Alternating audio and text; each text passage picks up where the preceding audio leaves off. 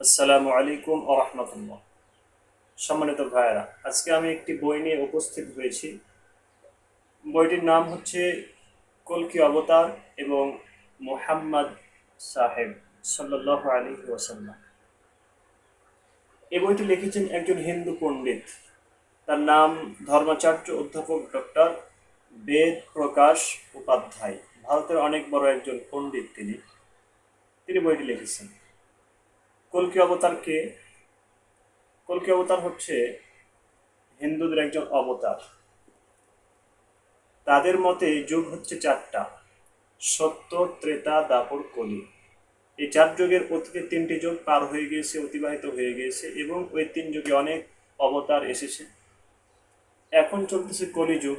এই কলিযুগে একজন অবতার আসবেন। সেই অবতারের নাম হচ্ছে কলকি অবতার, এবং তারা সেই কলকি অবতারের অপেক্ষায় এখনো দিন পার করতেছে, তার অপেক্ষায়। আর আমরা জানি আমাদের নবী মুহাম্মদ সাল্লাল্লাহু আলাইহি ওয়াসাল্লাম হচ্ছে সর্বশেষ নবী।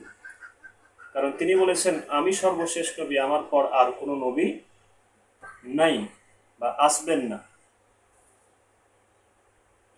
এই ধর্মাচার্য অধ্যাপক ডক্টর বেদ প্রকাশ উপাধ্যায় বিভিন্ন তাদের ধর্মগ্রন্থ থেকে আলোচনা করে, উদ্ধৃতি দিয়ে, দলিল দিয়ে, প্রমাণ পেশ করে তিনি প্রমাণ করেছেন একটা কথা। সেটা হচ্ছে, হিন্দুরা আসলে যেই কলকি অবতার এর অপেক্ষায় এখনো বসে আছে, যার অপেক্ষা করতেছে, তিনি ভবিষ্যতে আসবেন না, বরং তিনি অতীতেই এসে গিয়েছেন। এবং তিনি আর কেউ নন, তিনি হচ্ছেন মুহাম্মদ সাল্লাল্লাহু আলাইহি ওয়াসাল্লাম। তিনি হচ্ছেন মুসলমানদের নবী, তিনি হচ্ছেন ইসলামের নবী। যিনি মুহাম্মদ, তিনি হচ্ছেন কলকি অবতার। যিনি কলকি অবতার, তিনি হচ্ছেন মুহাম্মদ।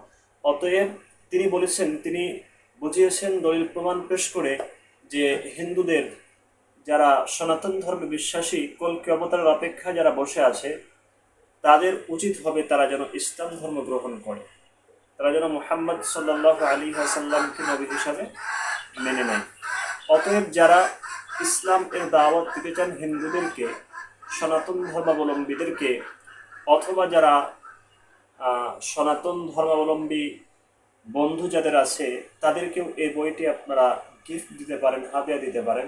অথবা সনাতন ধর্মী পাড়া প্রতিবেশী যারা আছে, তাদেরকে আপনি এই বইটি দেওয়ার মাধ্যমে তাদের মাঝে ইসলাম এর দাওয়াত পৌঁছে দিতে পারেন। তারা যখন এই বইটি পড়বে, তখন তারা জানতে পারবে যে হ্যাঁ, আমরা যেই যেই কলকির অপেক্ষায় আমাদের বাপ চাচারা দিন পার করেছে, আর যেই কলকির অপেক্ষায় আমরা এখনো আছি, তিনি তো ভবিষ্যতে আসলে আসবেন না, তিনি তো চলে এসেছেন, এবং তিনি হচ্ছেন মুহাম্মদ সাল্লাল্লাহু আলাইহি ওয়াসাল্লাম। অথবা তারা যদি নিরপেক্ষ মন নিয়ে পড়ে, সত্য গ্রহণ করার মতো সৎ সাহস যদি তাদের থাকে, তাহলে অবশ্যই তারা ইসলাম গ্রহণ করবেন ইনশাআল্লাহ। অতএব যারা এই বইটি নিতে চান, তারা আমার ইনবক্সে যোগাযোগ করতে পারেন। ইনশাআল্লাহ সুলভ মূল্যে আপনারা আমার কাছ থেকে বইটি নিতে পারবেন। আসসালামু আলাইকুম ওয়া রাহমাতুল্লাহ।